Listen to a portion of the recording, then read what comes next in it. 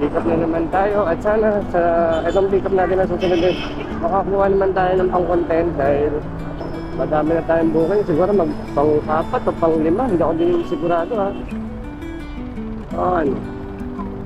At wala pa tayo nakikita. Ang dami dito dito. Ako, konting mali. Inis kagar. Ano, makakuha tayo ng pang-vlog. Dito na tayo. Okay.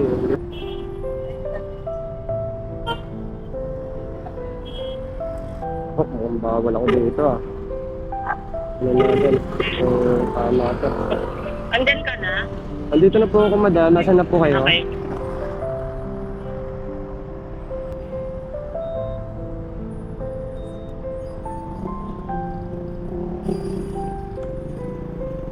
Ayun na, sana lang pwede tayo dito antay. Ang daming MMDA dito, tangko na. Sino kaya ito? Wala naman siya.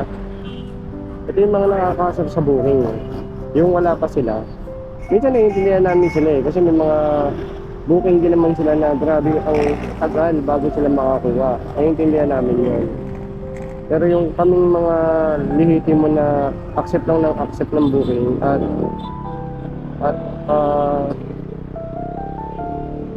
hindi ko maintindihan eh. Minsan, tulad nito, alanganin tong pwesto ko. Wala pa siya. Hindi ko rin alam kung nasan siya. Alam niya naman na nandito na ako. Kasi pwede akong masita eh. Dahil hindi naman to loading or unloading eh. Paano kaya gagawin natin dito, Gary?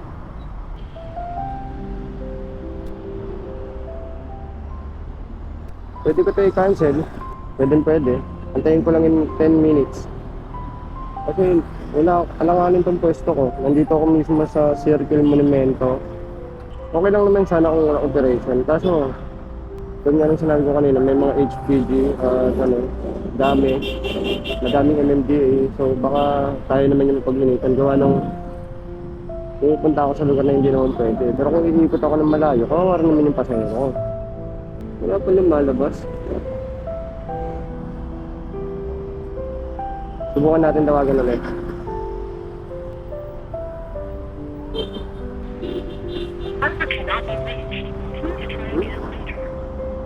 Can't be reached naman ngayon. Tara.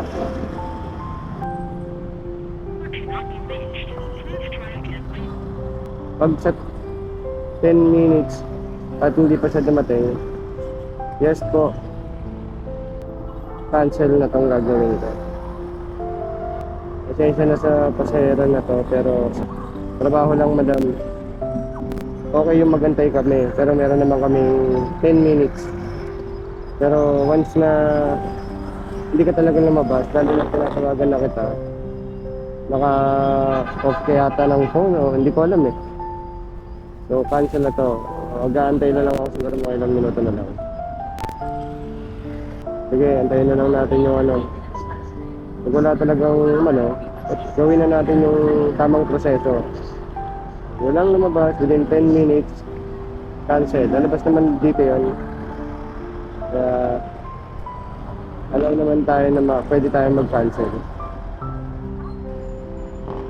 Ayun nga, wala pa rin. Hindi ko alam kung saan siya manggagaling, sa likod o dito sa loob ng hypermarket. Sige, taste lang tayo ng konti pa. Basta within 10 minutes, ilang minuto na lang, at hindi ka pa dumating, lalabas naman yun dito sa apps namin. Wala pa din talaga. Pero tama ang pick up point ko dito sa SM Hypermarket. Uy, ang init. Animal ka, masisita talaga ako dito. Ang tagal naman lumabas ng cancel para maka-cancel. Kasi hindi naman pwede i-cancel na basta-basta. Kasi booking to. Wala pa rin. Sorry pagka cancel ka talaga pag lumabas. Walang samaan ng loob, trabaho lang po to. tinawagan kita. Pero sumagot ka naman na ano, sinabi mo pa kung nandito na ako. Inaantay ko na lang ng 10 minutes. Pag wala, pwede wait.